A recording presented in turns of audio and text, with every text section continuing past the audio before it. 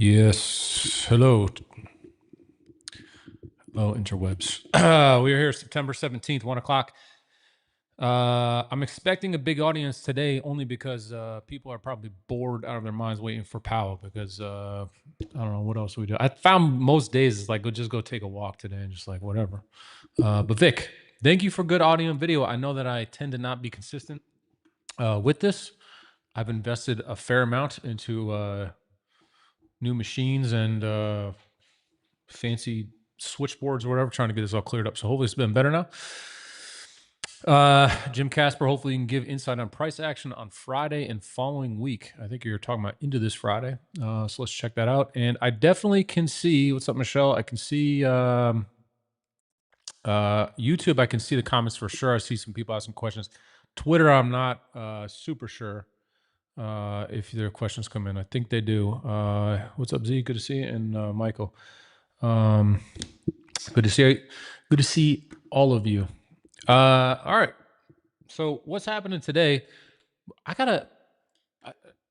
Have you guys on Twitter? I'm streaming on Twitter right now, so I just thought this was funny. It's like this is like the intersection of first and first here. Martin Shkreli live streams now on Spaces like 24 hours a day, and this is like, the TV you're not supposed to watch. Like I will get on, I let my kids on social media or whatever. And then here I am just watching this dude do whatever he's doing. And I think it's just hilarious that I'm streaming on Twitter, a stream of watching him on Spaces. The thing that kind of struck me is like, the guy has to spend some time away, and it kind of looks like he's in a pseudo prison state at the moment. I don't know. But anyways, it's fascinating viewing. Clearly a super intelligent guy, and it's just kind of a voyeuristic look into his life. So anyways, that's just kind of funny. So I just thought it was funny streaming himself. So maybe he finds out that we're doing this, maybe he doesn't. I don't know. What's up, Martin? And that's all I got. He's short open, I guess, in size right now. I don't know how that's doing. Anyways, let's go back onto the option stuff. What do we got for today? If you zoom all the way out and we look at all positions, right? We have 0DT turned off. What do you see here? You see, number one, this giant old strike. Now, the world knows about this strike. The world knows about all of this stuff. This is the JP Morgan collar trade that expires on September 30th. So a couple of days ago, if you read our founder's notes, and by the way, for subscribers, you can go back and look at all the notes. Obviously, many of you know that, but some of you go like, well, Brent, this is great hindsight. But all the notes are there till all the way back in January of 2020 when we launched this thing. So you can go back and look at all of the previous thoughts and maybe some feelings in there as well. I'm trying to find the curve. This is what I was looking for. So what we talked about last week was, look, if we break, and you can see the JP Morgan strike right here, right? If we break this strike, we see negative gamma, and that negative gamma is really kind of this feeding mechanism all the way down to 6,100, right? You can see this. And again, this is from last week. So there's the JP Morgan 6505. And this purple line, the solid purple line, is higher than the dash line because the purple line takes into account essentially 0DT positions, right? Anything that expires today. It includes all expirations. But if you go, hey, remove today's expiration positions, you see that gamma line dropped significantly. It's kind of like 0DTE or 1DTE provides positive gamma. You remove that, and we have negative gamma. That was the dynamic last week. So we put out an OPEX effect video with my friend Jack. That thing's got like 20,000 views, which is amazing. And I'm super grateful that everyone's paying attention to that stuff. And I was fairly bearish in that video because the idea here is like we have this negative gamma onset. Vol was like de minimis, right? We're talking about lowest implied vol since December of 2024, which is just before FOMC, like really, really low implied vol. You're getting a 5% implied vol for a 1-day option. Like, come on, man. Like that's as low as it gets, literally. So super, super low vol, negative gamma just below. Like, okay, this is looking like it could get nasty. Well, you look at it now today and we fast forward just a little bit. And by the way, the proxy or the thing we suggested there was let's start adding some cheap positions, cheap put flies, not crazy, just some lotto stuff, right? Paying like $2 for a $100 wide put spread. That, look, is the chance that that spread goes in the money? Probably not, right? But if it does, the risk reward is great. And it's logical on that delta or on that gamma position to say the market could really slide down to 63, 6,200 over the course of 5 to 10 days. Like that's a reasonable thing based on the position. So when we fast forward to now, what do we see?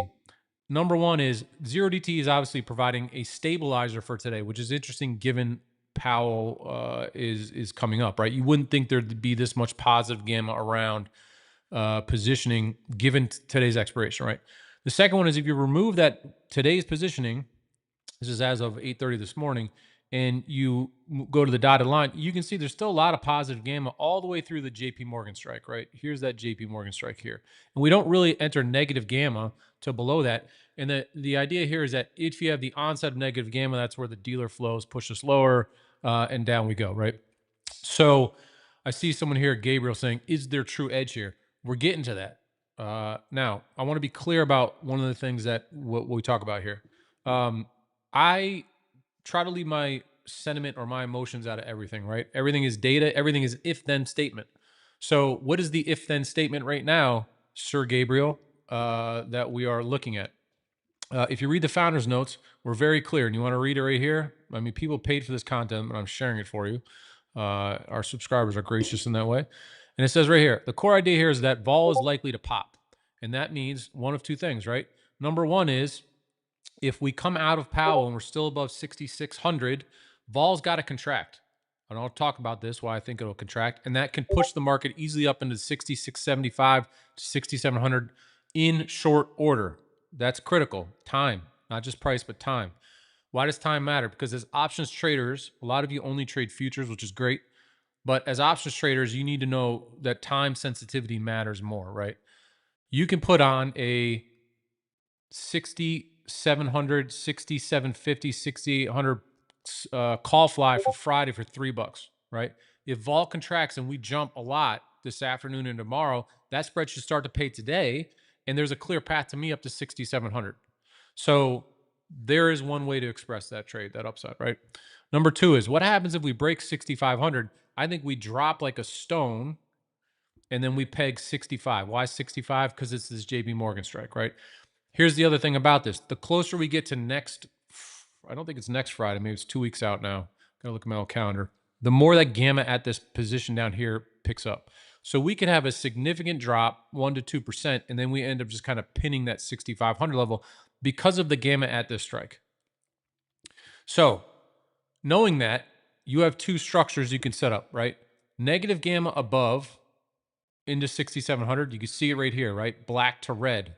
What does this mean? Market rallies. What has to happen? Dealers have to start to buy, arguably, right? What happens if we sell, right? There's nothing but positive gamma blue all the way down into here, right? All through this chart. That infers that there's pretty decent support in the market. And back to this chart, the reason that that matters is because when before I was saying this is pretty nasty if we break 6,500, now we have not a ton of padding, right? But we have much more padding than we did.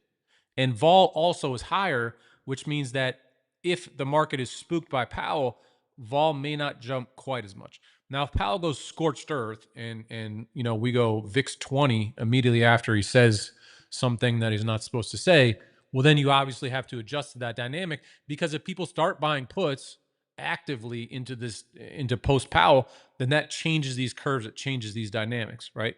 But as a baseline, you say, okay, we break 6,600 post Powell, I'm looking for 6,500. There's a whole bunch of options trades you can structure to make money on that kind of a move, right? And they're still relatively cheap. If Powell really freaks the market out, then maybe you play for going through 6,500. But as this moment, based on all the data that we have, all the sentiment we have, 6,500 seems like it's a reasonable local bottom, right? So when you look at this, it's a pretty clear dividing line, right? You have your level, you have your outcome, and there's plenty of trades to structure around this. And then not only that, particularly the downside, you got to look at that 6,500 as this area that's kind of a magnet. So even if we overshoot it initially on a really bad move, I still think we'd probably prop back up. Now, after 6:30, you know, who knows, right? There's a lot that can happen between now and then. But ultimately, you know, rates aren't doing a whole lot. And I mean, rates have been coming down. The expectations are very high for a cut today. Obviously, it's almost guaranteed. And then we have to adjust forward guidance. we've lost forward guidance before in terms of the number of cuts we were going to get, and the market still rallied. So, who's to say what would be the trigger to really nuke this thing and drop it lower? Now, there's a couple questions in here. I see Taif is mentioning fixed strike vol and a couple of the indexified measures of vol. So let's take a look at this because there's a couple of important things. Number one, we look at VVIX and we compare that. Sorry, I was looking at rates, as you can see here, and we compare that to the VIX. Now, I call these indexified measures of volatility because they're index calculations, right? The VIX is based off the price of S&P 500 options, and there's some nuance when you look at the VIX. Now, what do you see here? Last week, and I think in the chart actually with Jack, we talked about the spread between these two, right? In other words, what was happening was the VVIX was kind of propping up, as you can see, right? The wings started to lift while the VIX was kind of coming down. So there was this dispersion between these two. So the vol of vol, or the price of VIX calls, you can look at VVIX either way, was moving up relative to the VIX index itself, which was suggesting that people were buying some options, right? Buying VIX calls, and that was a way to hedge the FOMC or whatever it may be. Now we see the VIX is actually making a pretty good move here over the last week since Friday's lows, right? So there's some hedging happening, but you got to remember this morning, VIX expiration went off and we removed a whole bunch of positions. So the volatility space is kind of reset. Now, this happens against, if you look at the VIX curve, right? The contango is quite high, or at least it was quite high going into this week, which meant that 1 month VIX futures, 2, 3, 4 month VIX futures had a high premium relative to the VIX index itself. So that curve was quite steep.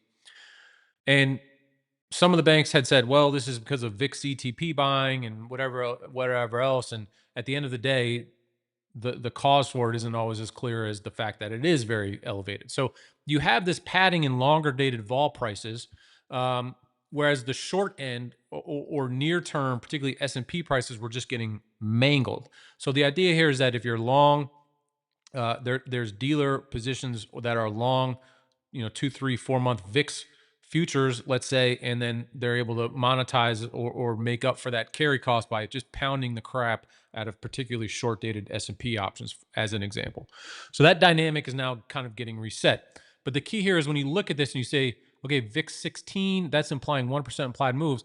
Now we got to go look at fixed strike vol, because the S&P fixed strike vol is a different animal right now. It's not, the pricing is not the same. So for those of you who are new to this, if you look at this, we have the S&P 500 fixed strike vol. And what's cool about the fixed strike vol is you are seeing where the actual implied vols are for each individual strike across each individual expiration in the S&P 500. And there's a ton of information in this. I mentioned that VIX is indexified. What does that mean? If the market goes up, generally the VIX is going to go down as a function of the calculation, and vice versa, right? The market goes down, VIX goes up just as a function of the calculation. These are the inputs, all of these individual strikes, into the VIX itself. So oftentimes the VIX complex can be doing something that doesn't necessarily have to do with quote unquote fear or greed, right? It could have more to do with the specific positioning, say in the future space. We've all seen these charts about record shorts and longs in the drawing a blank on what those charts that come out, the positioning charts. So in this case, I think that you get S&P fixed strike vol, which is oftentimes a source of truth. And by the way, get my promotion here real quick. This code was supposed to be turned off. I just found out today it's not. So if you use Flow 50, you get 50% off your first month. So go to SpotGamma.com, Flow 50. This is part of the Alpha membership, and you get 50% off your first month. I'm probably going to get yelled at for sharing that one, but there it is, Flow 50. I'll pop it up in a second. Okay, back to fixed strike vol. You're getting right now for a 1 month option, here's about 1 month, right? 10/17 expiration, a 13.4 implied vol. That should line up basically with a 16 VIX, right? They're basically kind of calculating the same tenor, like a month out, and roughly the same amount of moneyness, right? But to get down to a 16, implied vol in the 10/17s, you got to go way, way, way, way out of the money, right? So what is the point here? The point here is that the VIX has a fairly significant premium at the moment to actual vol. So vol, where it was arguably cheap, and take note of where we are right now, right? 12 to 13% implied vol. When we go look at realized vol, which is on our chart right here, you can see a long-term view of realized vol, 1 month is an 8, very low, right? 6 is just like, okay, this has got to stop. We're at an 8. 5-day vol, which is obviously based on the last week, is at a 5.6. So 13 S&P at the money implied vol, 1 month forward. So that's a 4 vol point premium. VIX is now trading at like an 8 vol point premium. Those are both very rich relative to where we have been trading. Now, Powell obviously could trigger a new paradigm. People freak out. Market starts moving, realize vol spikes and earns or moves up to where that volatility is happening. But the fact is that we have this padding, which means one or two things. Number one is if Powell's people just don't like it, we can drop down. Vol could still contract because we hit that 6,500 stabilizer, right? And then not a whole lot happens and we kind of contract and we just pin around that 6,500 level. So if I'm long puts right now, I'm worried about that, right? I could be right. Market goes down, but vol still contracts. So if I'm long puts right now, I really want to be in put spreads because that offsets some of that, or put flies. Second one is if Powell's just in line and he's just another day and who cares, right? What happens then? VIX drops, easily goes back to just where we were a couple days ago, right? Right here in this 14-ish area. So that's good 2-3 vol points right there. And where has fixed strike vol been over the last week or two? If we go to the vol dashboard and look at term structure, we'll just look at the money term structure. We have forward implied vol sitting here, so we add that on. And what you generally see here, if we zoom in, is that we would probably see at the money implied vol in these short dated tenors go down to, maybe 12, 13%. So maybe 1 vol point, right? It's not a huge vol crush in the S&P, but again, the S&P is at a lower baseline right now than the VIX. So the VIX complex should sag quite a bit post Powell, assuming Powell is not hawkish. Even if Powell is a little bit has a little bit of a bearish tilt, I still think vol can contract, the VIX can still contract. And that leads us to the 6,500 level. And then obviously if vol contracts on the same side, right? Because Powell's decent and we're above 6,600, then that is the fuel to help us ignite into the upside, right? And if we ignite into the upside based on current positioning, this red positioning is negative gamma. That means that dealers should likely have to buy stock into higher stock prices. We can also look at this through a delta lens just to make it very clear, right? In this case, what we're seeing is we're going to start buying above this level, right? That's what this blue is. Now there's a little shade of red here based on some 0 DTE positioning, but still this idea that we would start to shift higher and there could be a little bit of a chase above, I think is true. And you can see that via this blue really up here. There's a little pocket of red over the next percent. I would expect that would have changed post Powell if he's bearish, but to the, bullish. If this dark blue is also telling us that if we move down, there's dealer buying that ignites in size around this strike. And currently that strike's only about $45 million per S&P point. That number is likely to grow in magnitude if we're near 6,500 into next week, right? A couple $100 million of GEX per point, could get really, really big if we slide down to that level. So those are the two views, right? VVIX, likely to come in again unless Powell just absolutely goes bananas. All right, now what about correlation? We wrote a whole piece on Substack called The Zombie Market. And if you watch the OPEX video, what we were talking about in August in the zombie market was the idea that after August, we had Jackson Hole and we had NVIDIA. And if those two events were just kind of non-events, vol would get crushed. The market would just kind of grind higher, right? It took a little bit longer for that thesis to play out. People digested NVIDIA a little bit differently, I think, than we were anticipating. You had the BABA news come out and you had the Avgo news come out. And so, the NVIDIA thing wasn't a slam dunk, clean sheet kind of thing. But ultimately, it kicked in that vol just got crushed. S&P just kind of grinded higher, right? Now,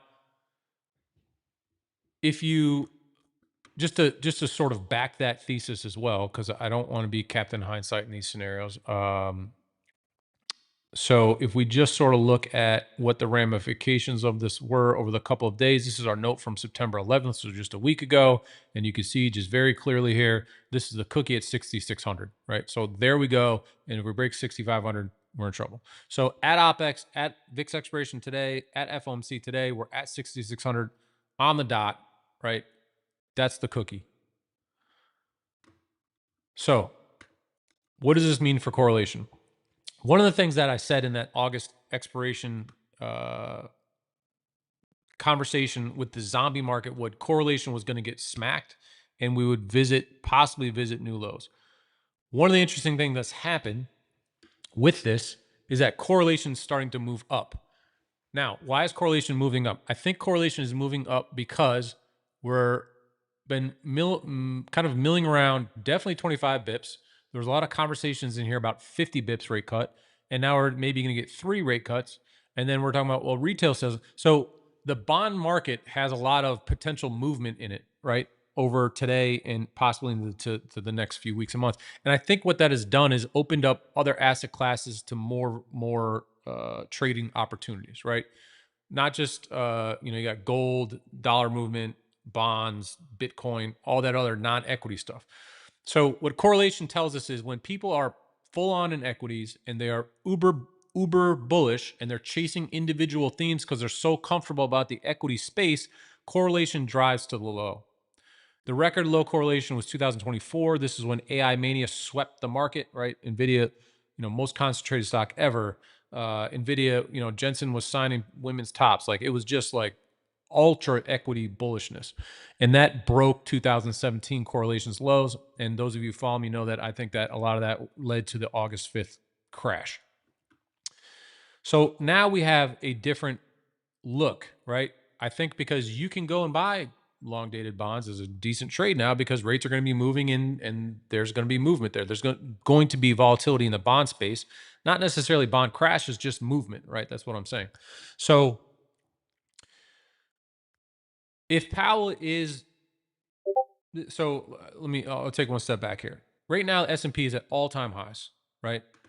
You look at our scanners. Our scanners show you where call prices are relative to puts for 1 month options. Everything is clustered in this lower left corner. Do you see that? I mean, obviously you can't. You look at my screen. You got all the XL, you name the sector, even real estate, which is interesting given the rate cut. You got Bitcoin down here, Dow. Everything is just clustered in this bottom left sector or area, right? And look what's kind of breaking out here. IWM is catching a real bid. Also noted on this is IWM broke 240 this morning. It's kind of come back a little bit. So what you're starting to see now is most stocks have a put tilt to them. Not a bear, not a, hey, we're at all-time highs. I'm expecting more all-time highs right now, right? People aren't positioned for that. They're skewed towards puts. Vol overall, again, as we've touched on here, is not all that high. At least fixed strike vol and single stock vols are not all that high. So what the situation is then, if you look at this, you go, okay, we're at all-time highs. Vol is not on the bottom floor again because we've bid it up a little bit. And this correlation metric is saying that people aren't all that piled into equities, right? Now, what correlation is specifically doing is measuring single stock vol versus the S&P vol. So when you're going to come out of this, if Powell is fairly bullish or just benign, S&P vol gets slammed, single stock vol probably goes up because people start to pile back into stocks and correlation moves back lower, which to me is fuel for higher stock prices. So I can make the case either way here that we're due for now a fairly substantial move in either direction to the point of 6,700 or 6,500 because of the fact that vol is there to help us kind of jump, right? So that rate of change, I think, is a little bit of that nuance. JJ is asking about open interest. The equity hub here updates in the morning as of the latest data as of the last close. So that's positioning as of last night's close. Trace is real time. It updates every 10 minutes throughout the day and with our synthetic open interest. This is the latest in what we call buy side positioning. So what you're seeing here is what is the hedging flow required for buy side trades? That's hedge funds and retail. That's what we're covering here. To our knowledge, we're the only people that provide data like this across all U.S. listed instruments in our equity hub. We call this again the synthetic open interest position. If you're interested in trying this out, you want to see what it looks like. There's a code, FLOW50. It's a secret code because I'm not supposed to be sharing it. So correlation easily drops down. Now, if Powell says, like, guess what, everybody, no cuts, then you're going to see correlation spike. That's where vol goes crazy because suddenly it comes risk off. People want cash. They don't want equities anymore, blah, blah, blah. So ton of opportunity here in positioning. I think you can actually So leaning on that 6,500 strike to the downside. I don't think the market prices in the jumpy upside that could come out of this, not because they love Powell so much, just because there's vol to crush and there's more stuff to there's some negative gamma to that upside that would help the S&P I think slide a little bit higher. And on that point of the contango, right, or the roll in the VIX complex, I mean, I don't know how quickly something like UVXY normally goes down. I haven't looked at that statistically over time, but you just look at, it has much more of a less of a trend, right? In last year, and you can see this thing just getting crushed. This is because of the roll, right? You're buying expensive options or higher priced futures and selling less expensive ones. So you end up with this roll cost, right? That slams these products down. And so you can see that kind of roll, I think, cost manifest itself right here on that screen. Trying to learn, Girl Trace has been trying to learn Gamma and Charm to trade the S&P 0DT. Yeah, so what, a day like today is tricky, right? Obviously, because we have to have FOMC. We put out a video called Search and Destroy. So let me just bring that up on our old YouTube channel here. It's one of our most watched videos of the year. And the idea with Search and Destroy is that there are these strikes. We call them the 99th percentile strikes. And then what you will see is massive intraday positions come out and push the market to those big strikes. So we've been seeing that with amazing consistency in this market. That trade has gone away this week. And the reason it went away this week is because of this, I think, this focus on vol rising, VIX resetting, etc. So this is the Seek and Destroy video. If you go to YouTube, you'll find it. It's got a picture of a robot, right? And this will walk you through what the setup is, why it happens, what the positions are, how you can take advantage of it.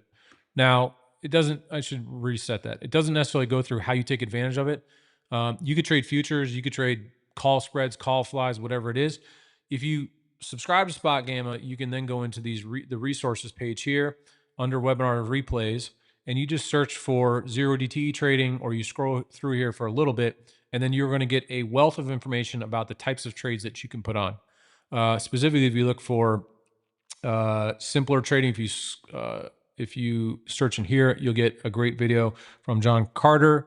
We also have DJ of Simpler fame in here as well, helping out, discussing different ideas and ways to play 0DT options around these strategies. So every single part of the platform is covered in here. We also do these sharpen your skills sessions, so you get an hour plus long tutorial on every part of the platform. So Girl Trader, check that out, or anyone else that's interested in structuring this. I can't really make it any clearer than what is in this video and the Seek and Destroy kind of algo, and then how you can trade.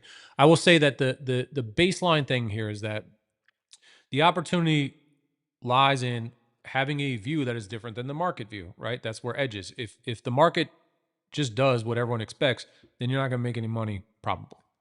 So I say probably because the market naturally just goes up over time, which is the long-held belief here in the United States. In terms of the option space, though, when you're looking at something like the gamma pressure and flows, most people would not say if the market goes down, right, vol comes in and we likely just pin to 6,500. I don't know. Someone else could have that view. I think that's a pretty original view at the moment. And there's lots of trade structures you could set up right now that are priced that don't express that view. I know that because I put some of those on. To the upside, it's the same thing.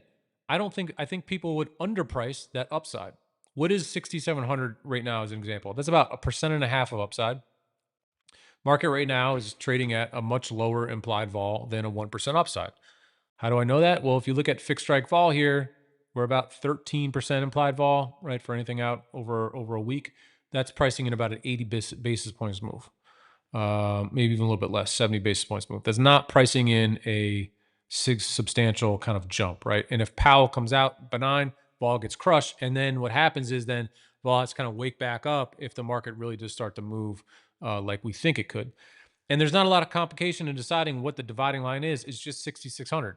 If we close up over 6,600, then the game is afoot, right? If we're under 6,600, then I think 6,500. So there's just that very clear binary line. I don't know which way we're going to go. I have positions that should make money either way, and they're cheap enough that I can be wrong on the call side and still make money on the put side that still covers all of the trades that I've done, right? So there's plenty of ways to structure around this. You may have a long bias already, so you're long a bunch of stock and you're fine with that. Put on a couple of cheap put hedges, right? So there's the way to go either way. Mr. Rodego, I really mispronounced your name. I think I got a tough last name too, so forgive me, sir. So the question from Ben is: no pin chance if Powell meets expectations. The reason I don't think we'll pin is because vol is so high, right? Vol has to contract, and to me, that's what moves us away from 6,600. Now, if we go to, we talk a lot about our synthetic open interest positioning, right? Which is, what are the positions that we think the buy side has, and this is how market makers would hedge them, right? So, for example, JP Morgan call is sold by JP Morgan. Dealers own that. They have a positive gamma position. Now, what if we just said, let's see all open interest. Don't give me fancy dealer positioning or anything like that. What is the maximum of call implied of call gamma and put gamma at various strikes?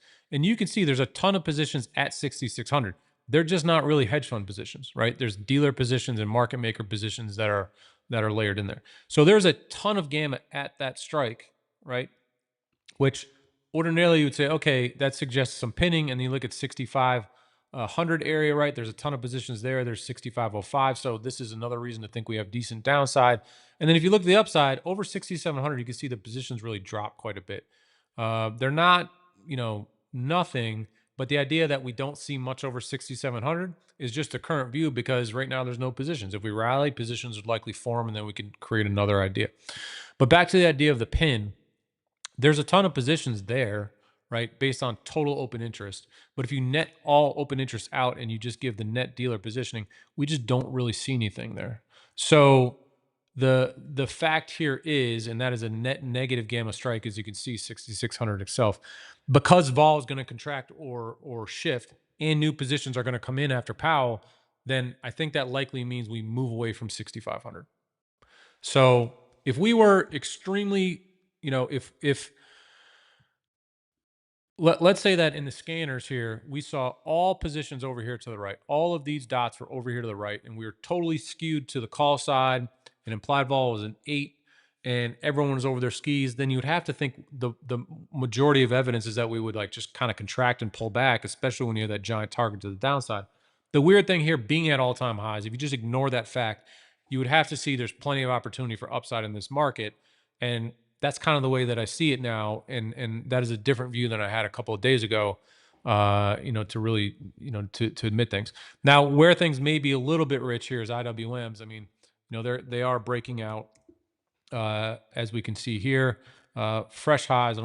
It's actually all-time highs, I guess is what it is, right? So, IWMs, I don't know if we get more rate cuts and the economy's doing great and whatever. What do I care? I just want to be right. Then sure, let's rally. But right now the calls are looking pretty expensive, right? This is what this is telling us. If we shift an implied vol up this way, so let's say IWM is where URA is, then you're getting a really much more definitive, decisive signal that IWMs are too rich. Right now they're very rich. So if you're going to buy calls, I would say you could really want to go call spreads, because those calls are getting pretty high priced. But that is clearly the standout, and everything else is just kind of left in the dust at the moment. You would think that housing would have a better response right now. It was getting quite bullish the last 2 weeks. I think retail sales has pushed that back a little bit. Maybe people are concerned that Powell could be hawkish because of good retail sales, and hey, maybe the economy's not that bad to justify more cuts. So some of this stuff seems to be sliding back in line now. KRE and the like after kind of breaking out. So there's a lot of stuff that's going to shift here, right? Over the next 1 to 2 days, and they're clearly in a bearish stance, which is, not aggressively bearish, but people are not positioned for sharp upside. So, that to me presents a little bit more of a right tail. Got you, John R. Thanks, sir.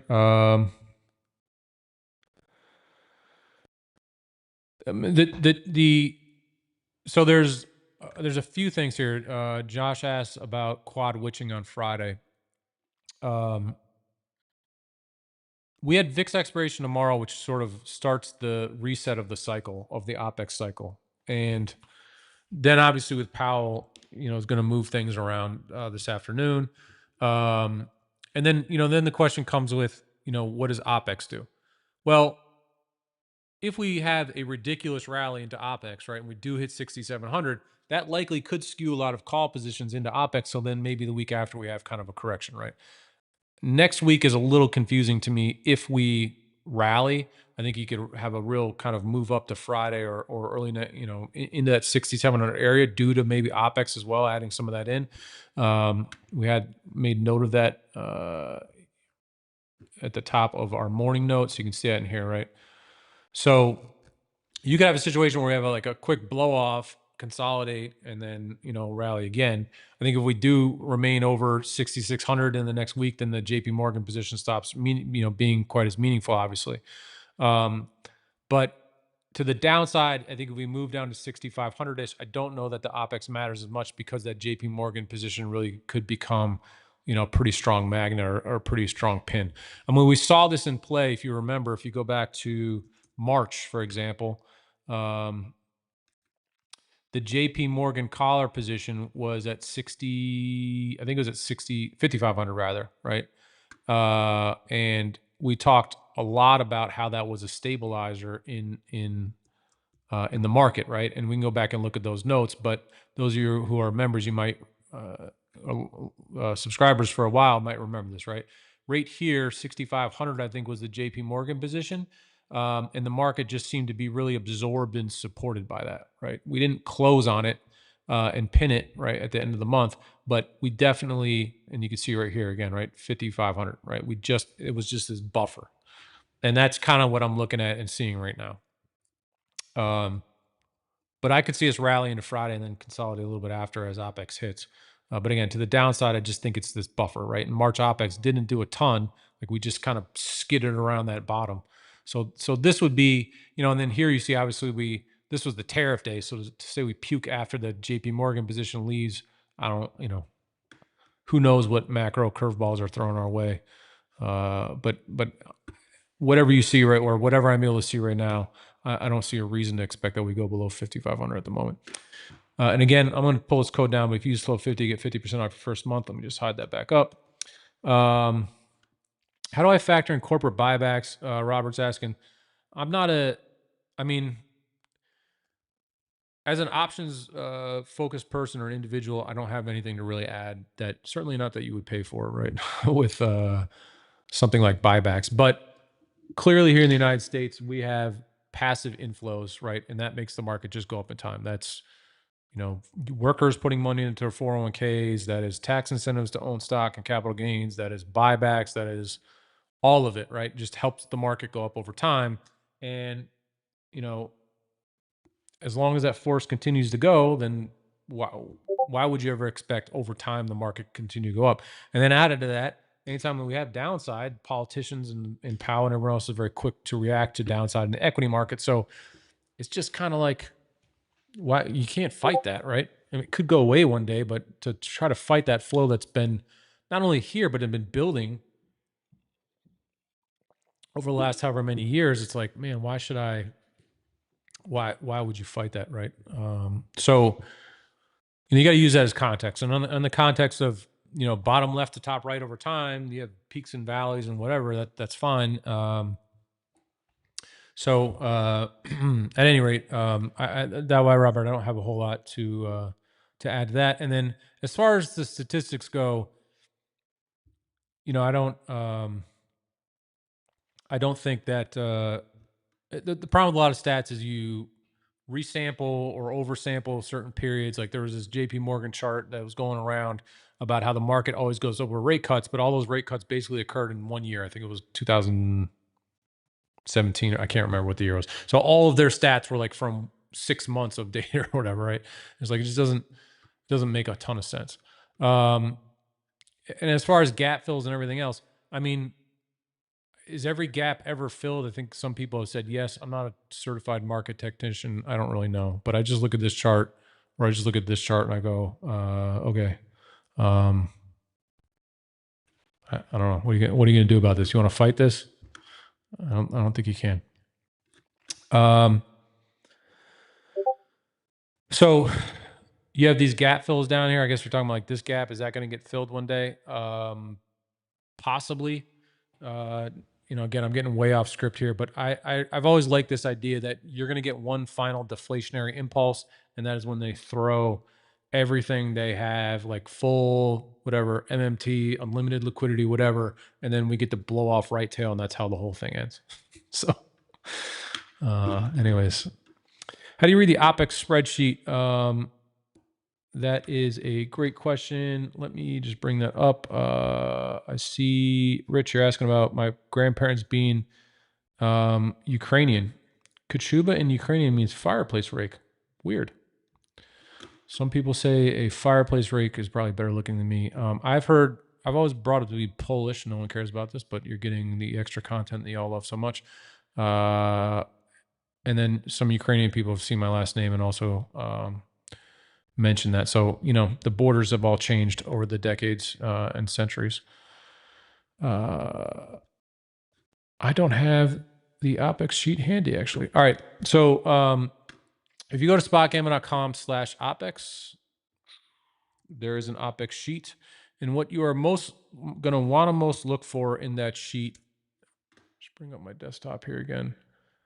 Go here, pop in your email, and you get an OPEX sheet. And that OPEX sheet is going to show you, if you go into Equity Hub here, then we go into history, you'll be able to do a bunch of searching, right? And so we can bring up this list as well. So this is all US listed instruments. And what we're looking for into OPEX are where are, on a single name basis, where's the big gamma concentrated, with the idea that the market will often pin to or tag these levels that have big expiration positions, for example. So Tesla's obviously quite hot. Let's take a look at it and see. So right now we have 41% of total gamma expiring in Tesla.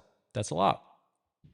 So the OPEX sheet's going to highlight the strikes that could be most important for the name, right? And so you're able to filter and say, okay, this has a big expiration or this doesn't. And so what I'm able to do here for a subscriber, and again, the spreadsheet's meant to generate ideas. You see the names that are interesting, then you want to go into our Equity Hub or other parts of our platform to see if there's a potential trading opportunity. So the idea is that removal of gamma can lead to changes in volatility, right? An increase or decrease in volatility. Now, Tesla's been moving up quite a bit, as we all know. So if I remove next expiration gamma, which is what I did with this dot, then you can see how positioning is changing. Now, what do you notice here, Larry, about gamma in Tesla to the upside? All expiration flow, it is negative $124 million, which is a pretty good amount for a single stock. And after this expiration, what happens? We have about a half to a third of the total negative gamma that we had before expiration, right? So if I'm long Tesla right now and I'm thinking like the sky is the limit, what I'm seeing here is this gamma is going to be reduced after expiration. If I'm thinking that I'm going to get a squeeze or there's upside pressure in the stock due to options positioning, I don't want to see that, right? I don't want to see that because that suggests that this expiration is removing a lot of these call positions. So the theory then is if there's not that many calls anymore, then what is the impetus for upside? Now, you may have a fundamental reason for that. You may have a Jackson Hole or a FOMC reason for that. You may have a robot reason for that. Maybe you love your robot and think it's the next, it's the future of everything. I can't argue with that. But from the options perspective, that fuel is reduced. So that is the kind of thing that you want to look for. And I say, okay, to me then, calls are really going to decay over the next 1 to 2 days. And we're stuck here, you know, we're stuck all the way kind of down here, right? But that gamma reduction to me then says, okay, that Tesla outperformance, then I'm thinking it probably doesn't increase all that much. And then where are the big strikes, right? You can see right here, there's 410, kind of 420 in this general area. We can also just flip this to look at pure open interest to see where the big strikes are, looking for a pin. You see they're very concentrated right here, kind of 410 to 425. So you would start to focus in on the area where expiration may be number one, pinning. But then the second takeaway when I look at this is that, okay, ton of bullish impulse in Tesla, that's likely to go away. So if I was long Tesla last week at 300 and now we're at 420, right? I'm not seeing that same reason for massive gamma squeezy kind of fuel to the upside. This positioning could roll and rebuild, which is great, but I want to see it happen before I have a thought or a feeling there's going to be a whole lot of more upside. Now, we talked a lot about Tesla in the subscriber Q&As, and in that it seemed like it had a lot of bullish positioning.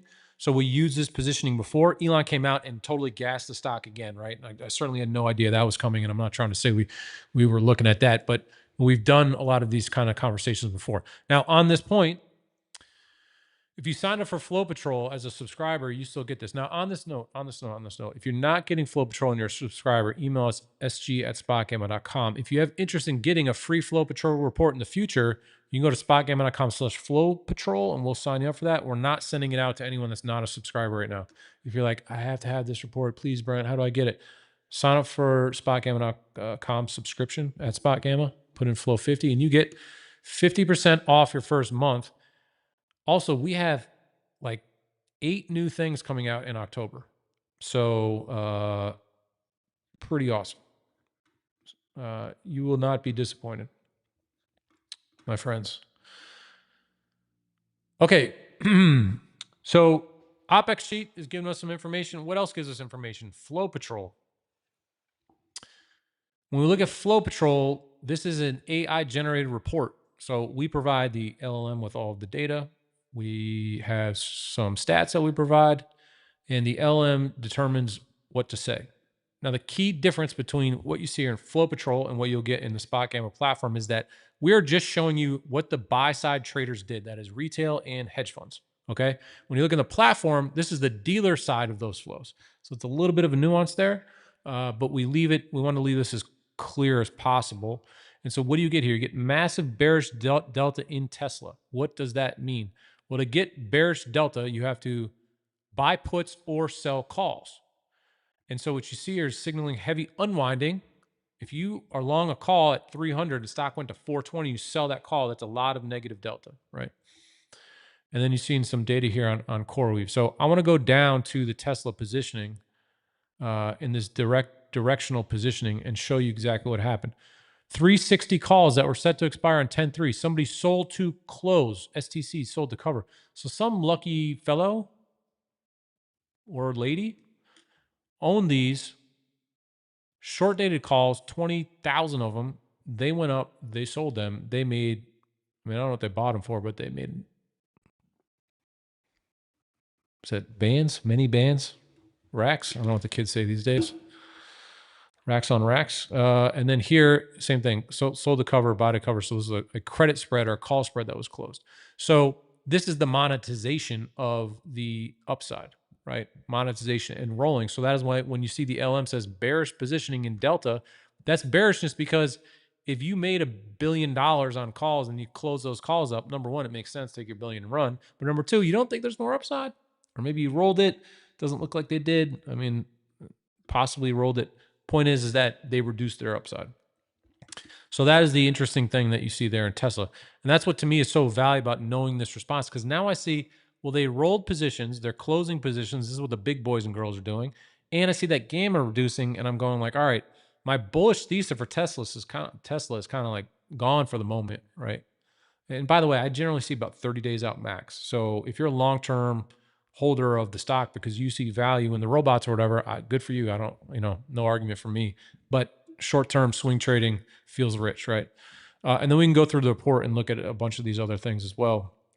One of the favorite positions that I have on here, and again, if you're a subscriber, you get this. We cover this in more in depth in the subscriber Q&As. We track all the big S&P positioning in here. There's really nothing major going on before OPEX, but I really like this unusual positions because this is truly unusual positions. We're telling you whether hedge funds and retail likely bought or sold positions to open or close. So when you're looking at the flow positions that people put about on Twitter, a lot of times that's bad information, right? If if you just wait a few hours, we come out with our official positioning after the close, and you can see what people are doing. So you can see some interesting things that'll pop up in here. You see big JetBlue calls being sold. There's this interesting EWZ Brazilian position. See some of you Portuguese speakers over there talking about some various changes in Brazil. And what I generally want to see is like opening positions. Those to me are the most interesting. Like I want to see a longer dated position being opened, particularly on the buy side. That's one of the ones you're like, okay, this thing could really run. So the thing that stands out probably most to me here is this CMA. Did they have earnings? Did they have news? You know, what maybe happened there? But, you know, that's a $1 million order. So it's not like gigantic, but it might be something to go or check out because, you know, that's likely some type of, you know, fund that is building a little bit of a position there, right? So that's the kind of stuff that is, I think, most interesting in this report. But you're getting a full breakdown of exactly how we're seeing positions shift over over all U.S. listed instruments. And on this point, I know subscribers sometimes say, "Hey, Brent, this report, Flow Patrol, seems bearish, and you and the founders don't seem bullish." The Flow Patrol can be skewed by the activity in one or two big positions, right? And it also doesn't have a sense of volatility. We're not really making it, having it make it look, we're not having it make forward projections really. It's more just a understanding what the biggest positions are and what the Greeks kind of were around that, right? So take the data changes in the Flow Patrol report as kind of an idiosyncratic signal, right? Oh, bearish in this name, bullish in this name. What definitely does that mean? We're trying to get this better and more clear as we go. Just, you know, like, is it bearish Delta and Tesla because they monetize their upside? You know, unwinding is not as bearish as people buying a bunch of puts, right? So that nuance is important to understand and kind of dig through. And again, as we iterate and improve on this, we're working to get that nuanced logic in there a little bit. But at a baseline, I think the report really does an incredible job of covering all the biggest position changes in U.S. listed stocks. And this is based on data that I believe we are the only people that have. Banks, other gamma guys out there, whatever you got. I think we're the only source for this type of data. So we're really proud of that. All right, let's just do another quick market check here. Scrolling through positions. Are you BTO, BTC is buy to open, buy to cover. That's what that means. So if you open a position, buy calls to open, I'm open, right? If I BTC, it means I was short calls and I bought them back.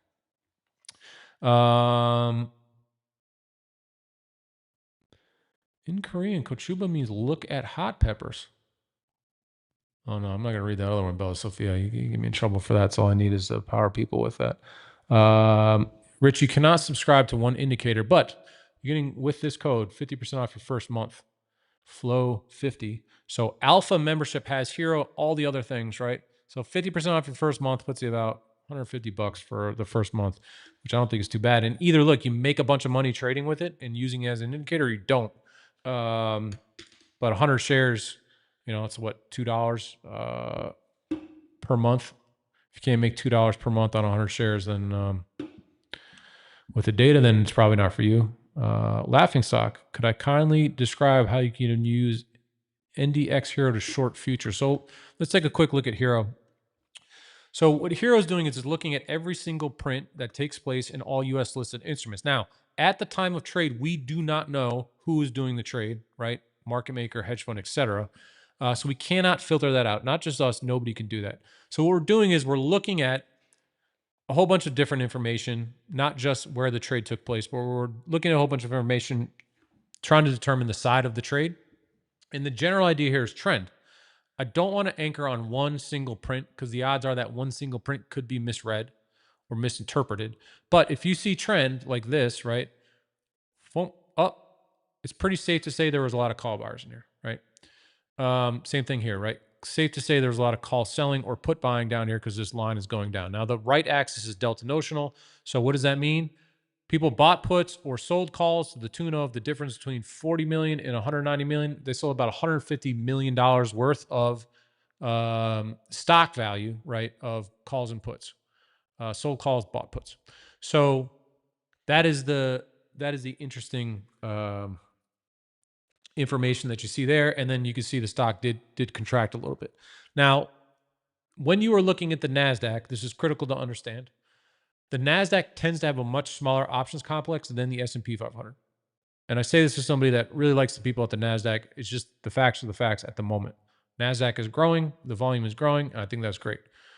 But so far, we've done $388 million of HIRO volume. The biggest you get is about $2 to $3 billion of end of day value, right?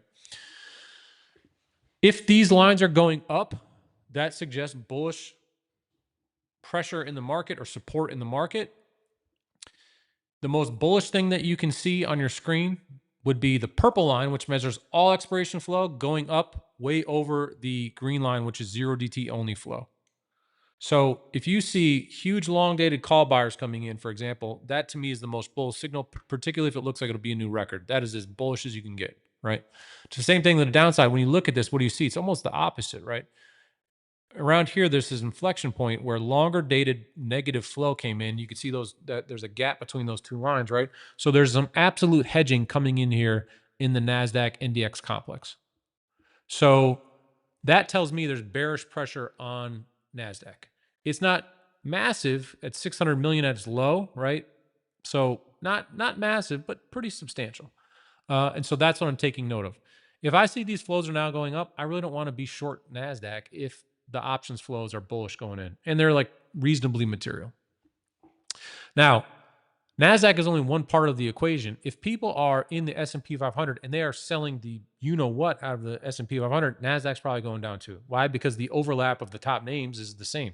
NVIDIA, Apple, Google, Amazon, blah, blah, blah. They're almost like the same index, like the meat and potatoes of it. So what do you see here? Again, all mainly 0 DTE flow, right? Because these two lines are really equidistant the entire way until the lows of basically when we started at 65.90. Then it looks like not 0 DTE buying the dip, but a little bit of longer dated flows came in, right? Non-0 DTEs, because that purple line bounces more than the green. So what happens then? We get the mean reversion back to 6,600. Now, what specifically was this? I'm going to turn off 0 DTE and say, did people buy calls in that dip or did they sell puts? Looks like they bought calls. See that? Orange is call only. Blue is put only. So right here at the lows, what happened? Call buyers came in.